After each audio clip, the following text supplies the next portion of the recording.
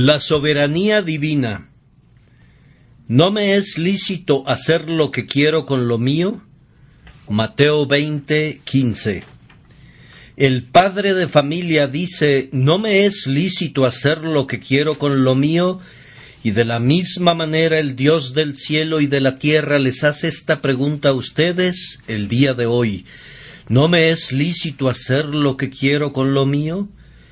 No hay ningún atributo de Dios que sea más consolador para sus hijos que la doctrina de la soberanía divina. Bajo las más adversas circunstancias, en medio de las tribulaciones más severas, ellos creen que la soberanía ha ordenado sus aflicciones, que la soberanía los gobierna y que la soberanía los va a santificar a todos. No hay nada por lo que los hijos de Dios deban contender con más ahínco que por el dominio de su Señor sobre toda la creación, el reinado de Dios sobre todas las obras de sus propias manos, el trono de Dios y su derecho a sentarse sobre ese trono. Por otra parte, no hay doctrina más odiada por los hombres del mundo y no hay otra verdad que hayan convertido en una pelota de fútbol como la grandiosa, estupenda y muy cierta doctrina de la soberanía del infinito Jehová. Los hombres permitirán que Dios esté en cualquier lugar, excepto en su trono. Ellos le permitirán que esté en su taller para formar mundos y hacer estrellas. Le permitirán que esté en su casa de caridad repartiendo limosnas y entregando sus tesoros. Le permitirán que sostenga la tierra y mantenga firmes sus pilares, o que encienda las lámparas del cielo, o que gobierne las olas del océano, que siempre están en movimiento. Pero cuando Dios asciende a su trono, entonces sus criaturas rechinan los dientes. Y cuando nosotros proclamamos a un Dios entronizado y el derecho que tiene de hacer lo que quiera con lo suyo, a disponer de sus criaturas como lo crea conveniente sin consultarlos en la materia, entonces es cuando se burlan de nosotros y somos execrados, y entonces es cuando los hombres prestan oídos sordos a nuestras palabras, pues el Dios en su trono no es el Dios que ellos aman. Lo aman mejor en cualquier otro lugar de lo que lo hacen cuando Él se sienta con el cetro en su mano y su corona sobre su cabeza. Pero nosotros amamos predicar a Dios en su trono. Es el Dios en su trono en quien confiamos. Es el Dios en su trono a quien hemos estado cantando este día. Y es el Dios en su trono de quien hablaremos en este sermón.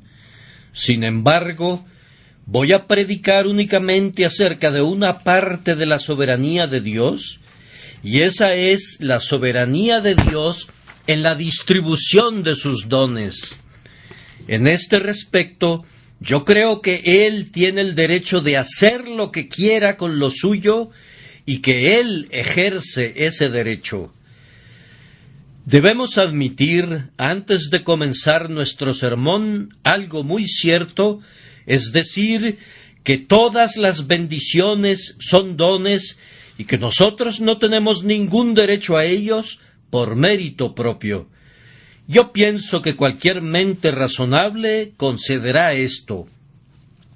Y habiendo admitido lo anterior, nos esforzaremos para demostrar que Él tiene un derecho, viendo que esos dones le pertenecen para hacer lo que quiera, para retenerlos por completo si así le agrada, o para distribuirlos si así decide hacerlo, para dárselos a algunos, pero no a otros, para no dárselos a nadie, o dárselos a todos, conforme parezca bien a sus ojos.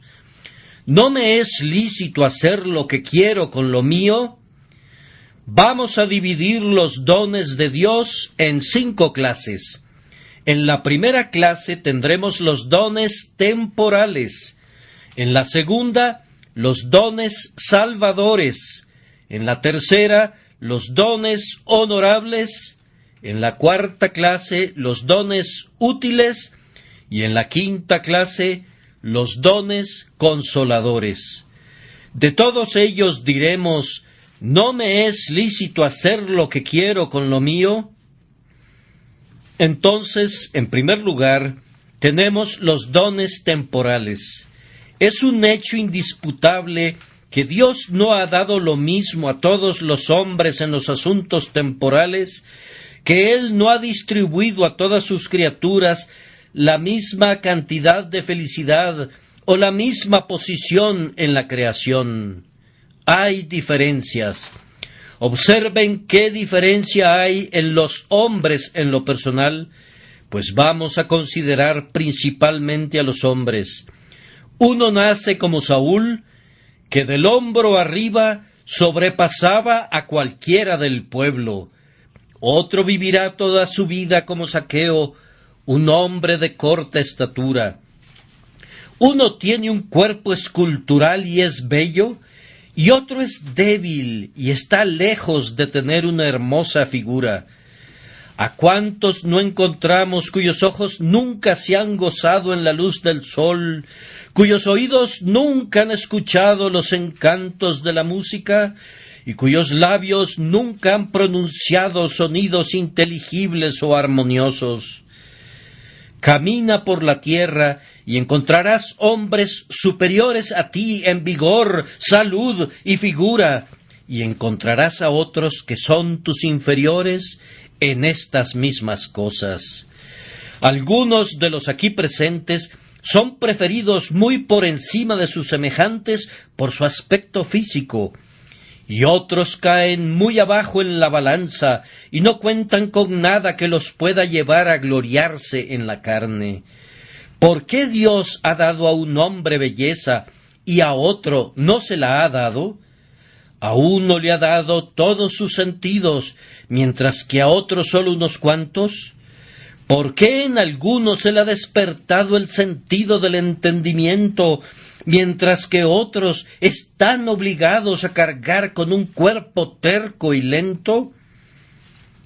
Nosotros respondemos, y que los demás digan lo que quieran, que no se puede dar ninguna otra respuesta excepto esta: sí, Padre, porque así te agradó. Los viejos fariseos preguntaban: ¿quién pecó, éste o sus padres, para que haya nacido ciego? Sabemos que no fue a causa del pecado de sus padres, ni del pecado del hijo, que éste haya nacido ciego, o que otros hayan sufrido desgracias similares, sino que Dios ha hecho como ha querido en la distribución de sus beneficios terrenales, y así ha dicho al mundo: ¿no me es lícito hacer lo que quiero con lo mío? Observen también qué diferencia existe en la distribución de los dones mentales. No todos los hombres son como Sócrates, solo hay unos cuantos como Platón. Eventualmente, por aquí y por allá, nos encontramos con un Bacon. Muy de vez en cuando conversaremos con Sir Isaac Newton. Algunos tienen estupendos intelectos con los que pueden descubrir los secretos, sondear las profundidades de los océanos, medir la altura de los montes, desdoblar los rayos del sol y pesar las estrellas. Otros no tienen sino mentes superficiales. Tú puedes intentar educarlos, pero nunca lograrás que sean grandes. No puedes mejorar lo que no está allí. No tienen talento y tú no puedes dárselo. Cualquiera puede ver que hay una inherente diferencia en la gente desde el mismo nacimiento. Algunos, con tan solo un poco de educación, sobrepasan a quienes han recibido una preparación elaborada. Tenemos a dos muchachos educados en la misma escuela, enseñados por el mismo maestro, y que se han aplicado a sus estudios con la misma diligencia, pero uno de ellos destacará muy por encima del otro. ¿Por qué ocurre esto? Porque Dios afirma su soberanía tanto sobre la mente como sobre el cuerpo. Dios no nos ha creado iguales, sino que ha diversificado sus dones. Un hombre puede ser tan elocuente como Whitefield, otro tartamudea aunque sólo hable 3 palabras en su idioma natal. ¿Qué es lo que ocasiona estas tremendas diferencias entre hombre y hombre? Respondemos que debemos referirlo todo a la soberanía de Dios, que hace como quiere con lo suyo. De nuevo observen cuáles son las diferencias de las condiciones de los hombres en este mundo.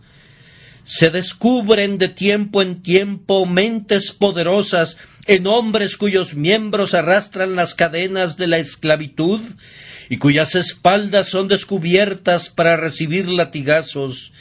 Tienen su piel negra, pero en la mente son muy superiores a sus brutales amos. De la misma manera también, en Inglaterra descubrimos hombres sabios que a menudo son muy pobres y hombres ricos que con frecuencia son ignorantes y vanos. Uno viene al mundo para ser cubierto de inmediato con púrpura imperial.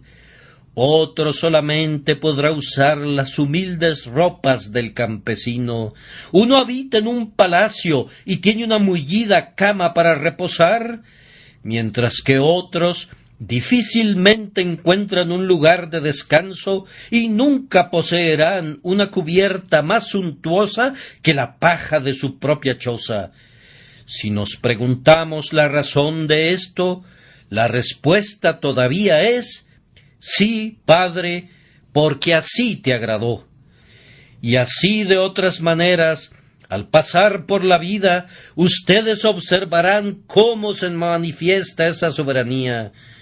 A un hombre Dios le da una larga vida y buena salud, de tal forma que escasamente conoce lo que es un día de enfermedad, mientras que otro hombre se tambalea y encuentra una tumba casi a cada paso, y temiendo a la muerte, siente que se muere 1000 veces. Un hombre aún en su extrema vejez, como Moisés, tiene un ojo vigoroso, y aunque su cabello sea gris, él se mantiene tan firme sobre sus pies como cuando era joven en la casa de su padre. Nuevamente preguntamos, ¿cuál es la causa de esta diferencia? Y la única respuesta adecuada es que es el efecto de la soberanía de Jehová. Encontrarán también que algunos hombres son arrancados en la flor de su vida, apenas en la mitad de sus días, mientras otros alcanzan los 70 años y más. Uno parte antes de haber cubierto la primera etapa de su existencia, y otro ve que su vida se alarga tanto que se convierte en una carga. Estoy convencido que debemos atribuir la causa de todas estas diferencias en la vida al hecho de la soberanía de Dios. Él es soberano y rey, y no hará lo que quiera con lo suyo. Vamos a dejar este punto, pero antes de hacerlo debemos detenernos un instante para terminar de reflexionar sobre él. Oh tú, que has recibido el don de una noble figura, de un hermoso cuerpo, no te jactes de ello, pues tus dones te vienen de Dios. Oh, no te gloríes, pues si tú te glorías, te vuelves feo en un instante. Las flores no se jactan de su belleza, ni tampoco los pájaros cantan a su plumaje. No sean vanas, hijas de la belleza. Ustedes, hijos, no se exalten por su hermosura. Y oh, ustedes, hombres de poder y de intelecto, recuerden que todo lo que tienen es otorgado por un soberano Señor. Él ciertamente creó Él puede destruir. No hay muchos pasos que separen al más poderoso intelecto del idiota más desvalido. El pensamiento profundo casi toca la locura.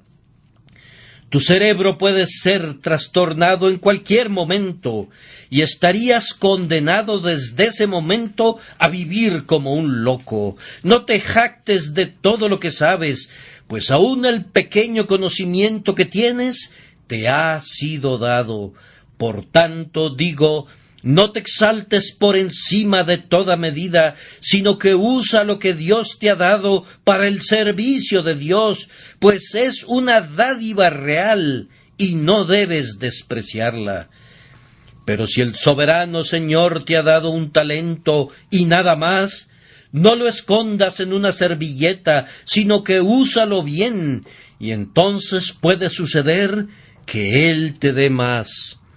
Bendice al Señor porque tienes más que otros, y dale gracias porque te ha dado menos que otros, pues tú tienes menos que acarrear sobre tus hombros, y entre más ligera sea tu carga, menos motivos tendrás para gemir mientras prosigues tu camino hacia una tierra mejor.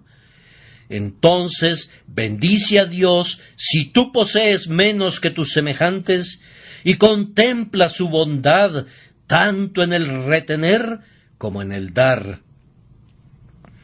Hasta este momento, la mayoría estará de acuerdo con lo que hemos dicho, pero cuando llegamos al segundo punto, los dones salvadores, habrán muchos que ya no estarán de acuerdo, ya que no pueden aceptar nuestra doctrina.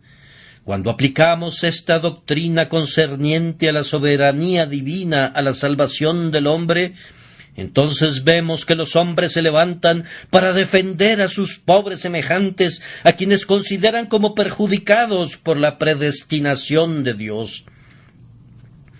Pero no he sabido de alguno que se alzara para defender al diablo, y sin embargo, yo creo que si algunas criaturas de Dios tienen un derecho de quejarse de sus tratos, son los ángeles caídos.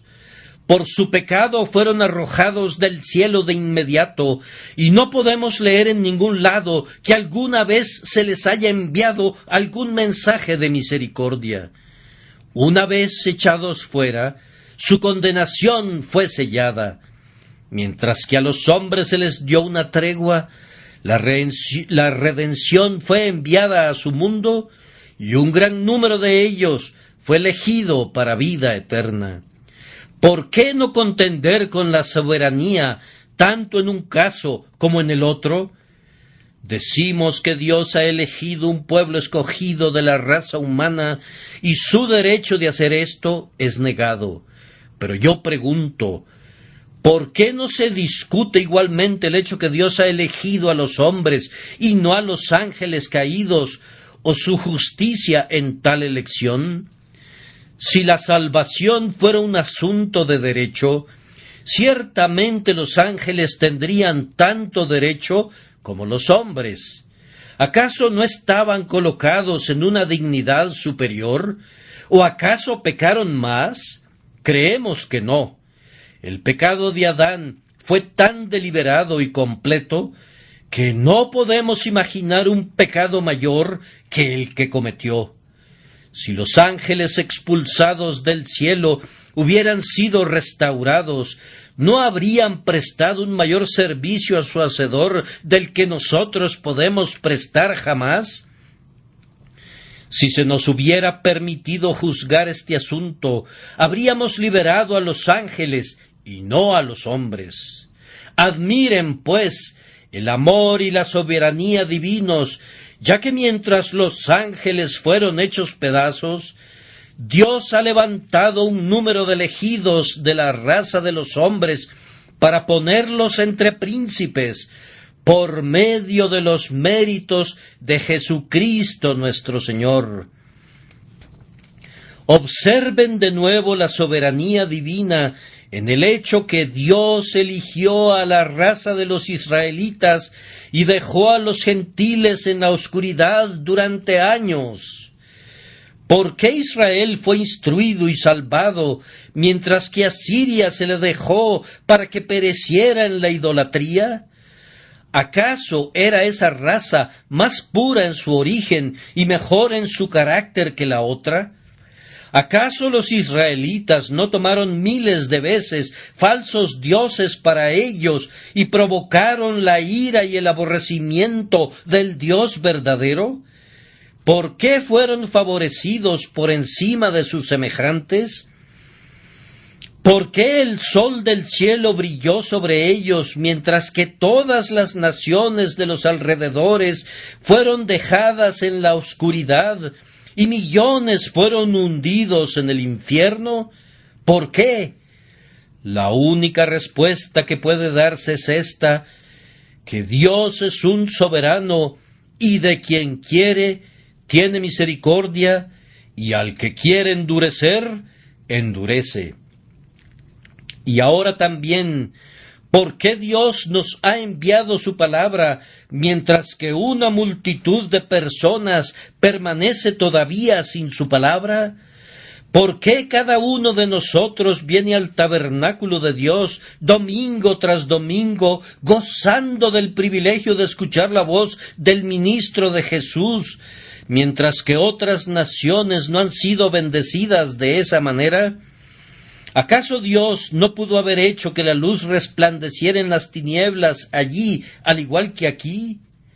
¿No hubiera podido Él, si así lo hubiera querido, haber enviado mensajeros ligeros como la luz para proclamar su evangelio por toda la tierra? Podría haberlo hecho si hubiera querido. Como sabemos que no lo ha hecho así, nos inclinamos en mansedumbre, confesando el derecho que Él tiene de hacer lo que quiera con lo suyo.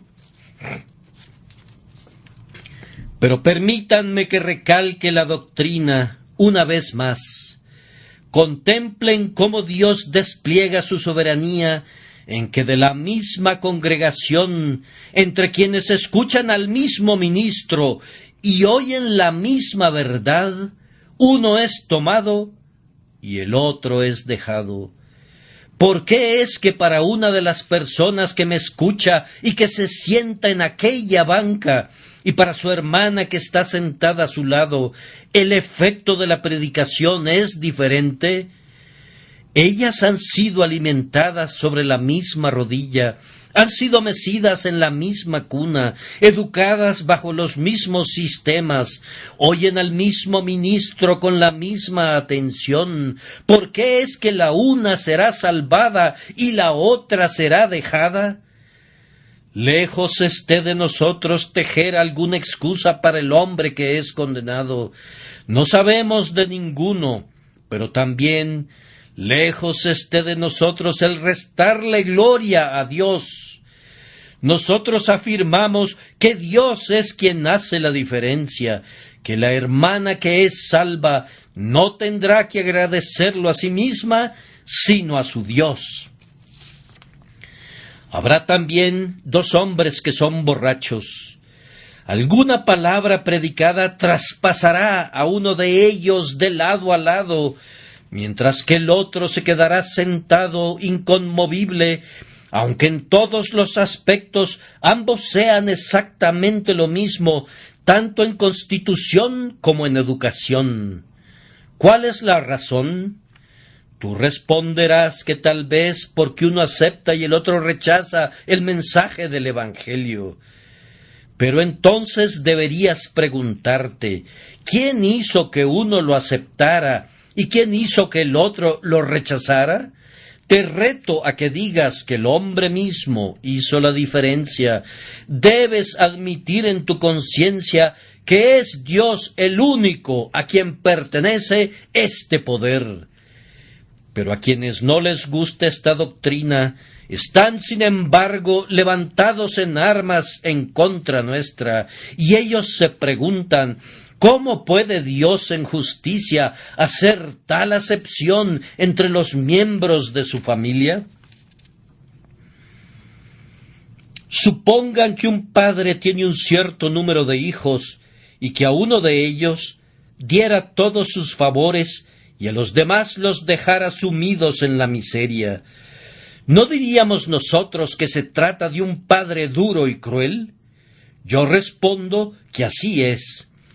Pero los casos no son los mismos. No es un padre con quien tienes que tratar, sino con un juez. Tú dices que todos los hombres son hijos de Dios. Te exijo que demuestres eso.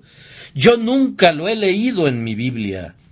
Yo no me atrevo a decir, Padre nuestro que estás en los cielos, mientras no sea regenerado. No puedo deleitarme en la paternidad de Dios para conmigo, mientras no sepa que soy uno con Él y coheredero con Cristo. No me atrevo a reclamar la paternidad de Dios siendo un hombre sin regenerar. No se trata de una relación de padre e hijo, pues el hijo tiene un derecho sobre su padre, sino de rey y súbdito, y ni siquiera una relación tan elevada como esa, pues hay un derecho entre el súbdito y el rey. Una criatura pecadora, no puede argumentar algún derecho sobre Dios, pues eso equivaldría a que la salvación sea por obras y no por gracia. Si los hombres pudieran merecer la salvación, entonces salvarlos sería únicamente el pago de una deuda, y Él no les estaría dando nada más de lo que debería. Pero nosotros afirmamos que la gracia establece diferencias para que sea verdaderamente gracia. Oh, pero algunos preguntarán, ¿acaso no está escrito, a cada uno le es dada medida de gracia para provecho? Si a ustedes les gusta repetir esa maravillosa cita que a menudo se me viene a la cabeza, pueden hacerlo, pues no es una cita de la Escritura, a menos que fuera de una edición arminiana. El único pasaje que se asemeja de alguna manera a este se refiere a los dones espirituales de los santos y únicamente de los santos. Pero yo afirmo que, admitiendo la suposición de ustedes, si a cada uno le es dada una medida de gracia para provecho, sin embargo, Él ha dado a ciertos una medida de gracia particular para que sea realmente provechosa. Pues, ¿qué entienden ustedes por gracia que sea provechosa? Yo puedo entender los adelantos del hombre en el uso de gracia perfeccionada, pero no puedo entender una gracia perfeccionada y usada por el poder del hombre. La gracia no es algo que yo uso, la gracia es algo que me usa a mí. Pero la gente habla de gracia como si fuera algo que ellos pueden usar, y no como una influencia que tiene poder sobre ellos. La gracia no es algo que yo pueda perfeccionar, sino algo que me perfecciona, que me emplea, que obra en mí, y que la gente hable lo que quiera acerca de la gracia universal. Todo eso es absurdo. No existe tal cosa, ni puede existir. Pueden hablar correctamente de bendiciones universales, ya que vemos que los dones naturales de Dios están esparcidos por todas partes, más o menos, y los hombres pueden recibirlos o rechazarlos. Sin embargo, no sucede lo mismo con la gracia. Los hombres no pueden tomar la gracia de Dios y emplearla para transportarse ellos mismos de las tinieblas a la luz. La luz no viene a las tinieblas diciendo úsame, sino que la luz viene y ahuyenta a las tinieblas. La vida no viene al hombre que está muerto diciéndole úsame y ser restaurado a la vida, sino que viene con un poder propio y restaura la vida. La influencia espiritual no viene a los huesos secos diciéndoles usen este poder y revístanse de carne, sino que viene y los reviste de carne y la obra está hecha. La gracia es algo que viene y ejerce una influencia sobre nosotros. Únicamente la voluntad soberana de Dios nos convierte en herederos de la gracia, nacidos a imagen de su Hijo, una raza creada de nuevo. Y nosotros les decimos a todos ustedes que rechinan sus dientes al oír esta doctrina, ya sea que lo sepan o no, que ustedes tienen una buena dosis de enemistad contra Dios en sus corazones, pues hasta que no sean conducidos a conocer esta doctrina, hay algo que todavía no han descubierto, que los opone a la idea de un Dios absoluto, un Dios sin límites, un Dios sin cadenas, un Dios inmutable y un Dios con un libre albedrío que a ustedes les encanta demostrar que poseen las criaturas. Estoy persuadido que la soberanía de Dios debe ser sostenida por nosotros si queremos gozar de un saludable estado mental. La salvación es de Jehová. Entonces denle toda la gloria a su santo nombre, a quien pertenece toda la gloria. En tercer lugar, vamos a considerar ahora las diferencias que Dios a menudo establece en su iglesia en cuanto a dones honorables. Hay una diferencia hecha entre los propios hijos de Dios cuando son sus hijos. Fíjense en lo que quiero decir. Uno tiene el don honorable del conocimiento, mientras que otro sabe muy poco. Me encuentro de vez en cuando con un amado hermano cristiano con quien podría hablar durante un mes y le aprendería algo cada día. Ha tenido una profunda experiencia, él se ha asomado a las cosas profundas de Dios y toda su vida ha sido un perpetuo estudio donde quiera que ha estado. Él parece haber recogido pensamientos no simplemente de los libros, sino también de los hombres, de Dios y de su propio corazón. Él conoce todos los recodos y los embrollos de la experiencia cristiana. Él entiende las alturas, las profundidades, las longitudes y las anchuras del amor de Cristo que exceden a todo conocimiento. Él ha conseguido una idea grande, un íntimo conocimiento del sistema de gracia y puede defender los tratos del Señor con su pueblo. Luego te encuentras con otro que ha pasado por muchos problemas, pero que no tiene un profundo conocimiento de la experiencia cristiana. No aprendió ni un solo secreto en todas sus tribulaciones. Salía a tropiezos de un problema para meterse de inmediato en otro, pero nunca se detuvo para levantar alguna de las joyas que estaban enterradas en el lodo. Nunca intentó descubrir las preciosas perlas escondidas en sus aflicciones. Sabe apenas un poco más acerca de las alturas y de las profundidades del amor del Salvador de lo que sabía cuando vino por primera vez al mundo. Puedes conversar con un hombre así tanto como quieras, pero no obtendrás nada de él. Si te preguntas por qué ocurre eso, yo respondo que hay una soberanía de Dios que otorga conocimiento a algunos y no a los otros. El otro día iba caminando con un cristiano anciano que me comentaba cuánto se ha beneficiado por mi ministerio. No hay nada que me humille más que el pensamiento de que ese anciano creyente recibiera experiencia en las cosas de Dios y recibiera instrucción en los caminos del Señor de un simple bebé en la gracia. Pero yo espero, cuando yo sea un anciano, si vivo y llego a ser uno, que algún bebé en la gracia me instruya. Dios cierra la boca del viejo algunas veces y abre la boca del niño. ¿Por qué somos maestros de cientos de personas que son, en muchas áreas, más capaces de enseñarnos a nosotros? La única respuesta que podemos encontrar está en la soberanía divina y debemos inclinarnos ante ella, pues ¿acaso no tiene Él el derecho de hacer lo que quiera con lo suyo?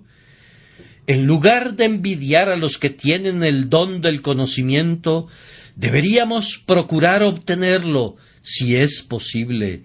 En lugar de sentarnos a murmurar, diciendo que no tenemos más conocimiento, debemos recordar que el pie no puede decirle a la cabeza, ni la cabeza al pie, no tengo necesidad de ti, pues Dios nos ha dado talentos conforme ha querido. De nuevo observen, al hablar de dones honorables, que no sólo el conocimiento, sino también el servicio es un don honorable. No hay nada más honorable para un hombre que el oficio de diácono o ministro. Nosotros engrandecemos nuestro oficio, pero no nos engrandecemos a nosotros mismos. Sostenemos que no hay nada que dignifique más a un hombre que el ser nombrado para un oficio en una iglesia cristiana. Yo prefiero ser un diácono de una iglesia que ser alcalde de la ciudad de Londres. Yo considero que ser un ministro de Cristo es un honor infinitamente más elevado que cualquier honor que el mundo pueda otorgar. Mi púlpito es para mí más deseable que un trono, y mi congregación es un imperio lo suficientemente grande, un imperio ante el cual los imperios de la tierra se reducen a nada en cuanto a la importancia eterna. ¿Por qué envía Dios por el Espíritu Santo un llamamiento especial a un hombre para que sea un ministro y pasa por alto a otro? Hay otro hombre más dotado, tal vez, pero nosotros no nos atrevemos a ponerlo en un púlpito porque él no tiene un llamado especial. Lo mismo sucede con el diaconado. El hombre que todos piensan que es el adecuado para ese oficio es pasado por alto y otro es elegido.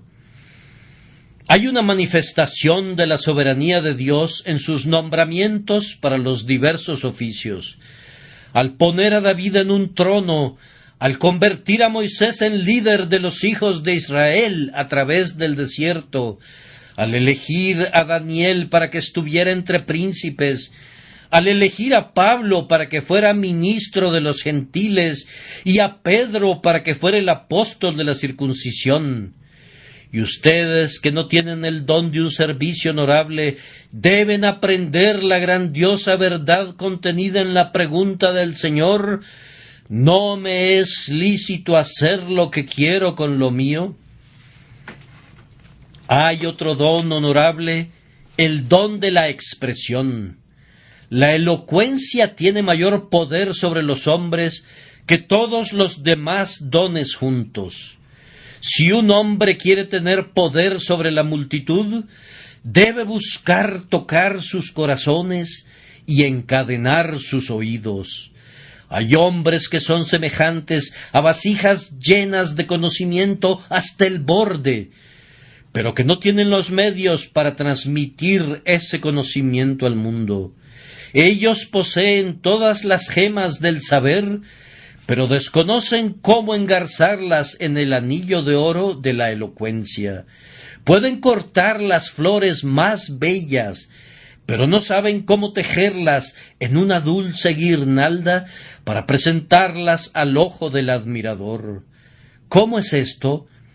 Nuevamente decimos que la soberanía de Dios está desplegada aquí en la distribución de dones honorables.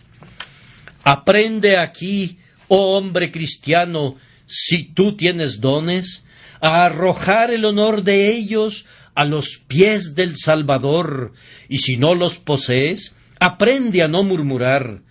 Recuerda que Dios es igualmente bondadoso cuando retiene como cuando distribuye sus favores. Si alguien de entre ustedes es exaltado, que no se envanezca. Si alguien es humillado, que no sea despreciado, pues Dios da a cada vasija su medida de gracia. Sírvale cada uno según su medida, y adore al Rey del cielo, que hace lo que quiere. En cuarto lugar, notamos el don de utilidad. A menudo he hecho mal al censurar a mis hermanos ministros por no ser útiles. Le he dicho a alguno: tú podrías haber sido tan útil como yo si hubieras sido diligente. Pero seguramente hay otros que todavía son más diligentes y más eficientes y que trabajan de manera constante, pero con muy poco efecto.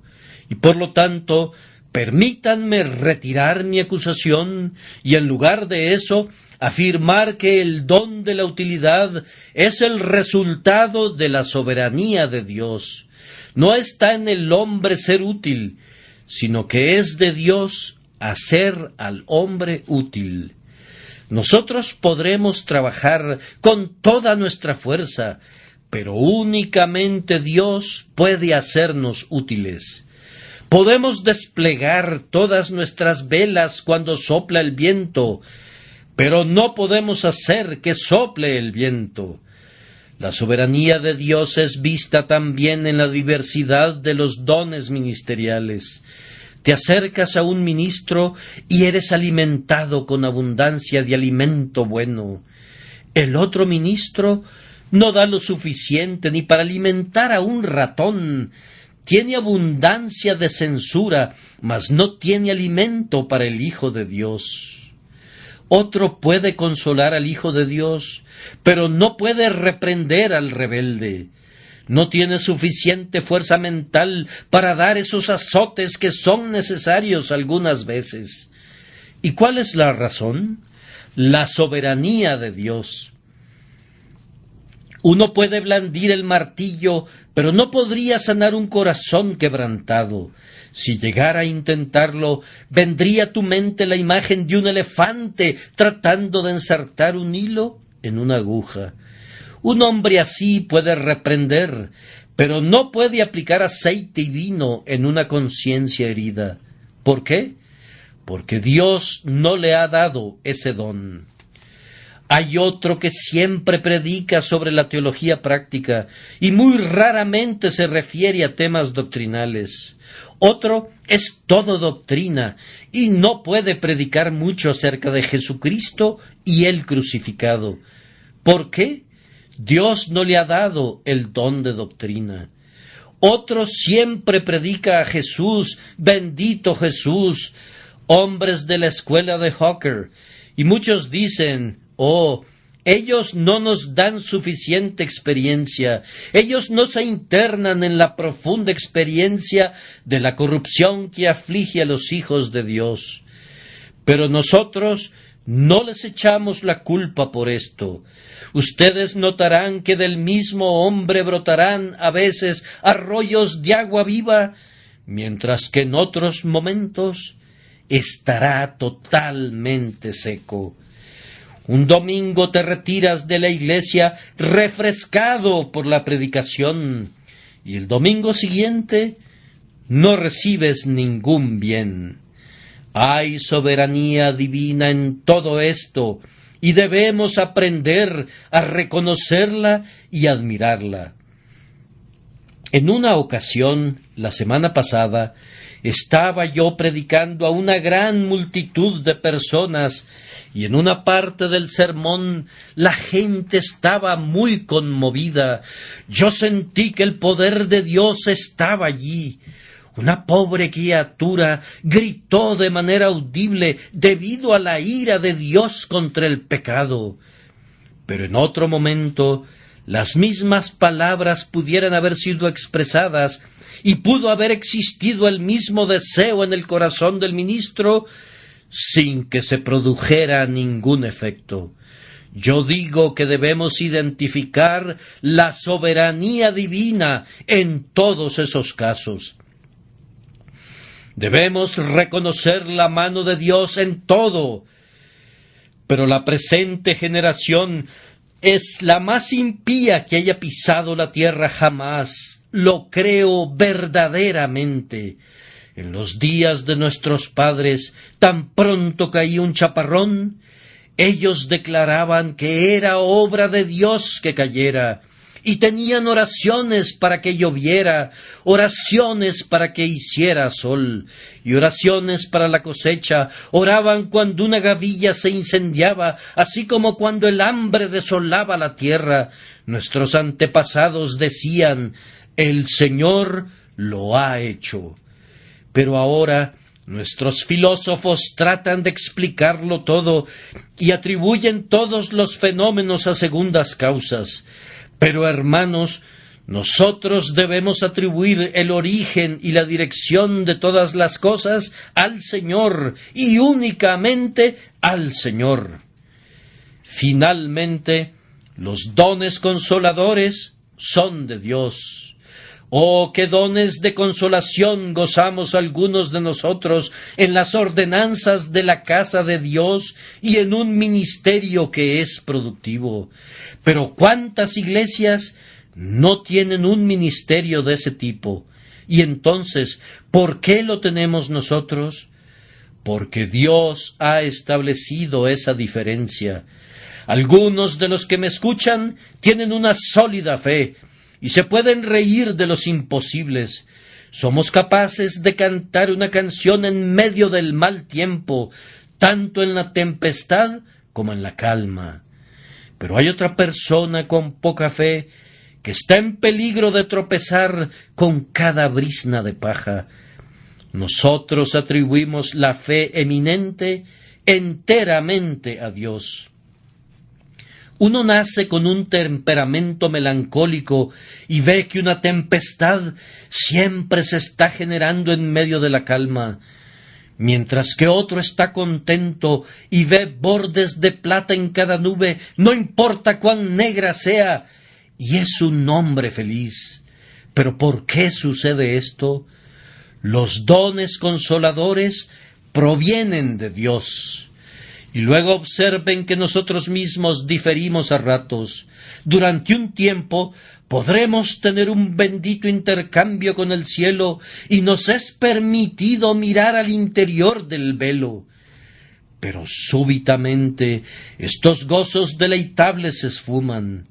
¿Acaso murmuramos por causa de eso?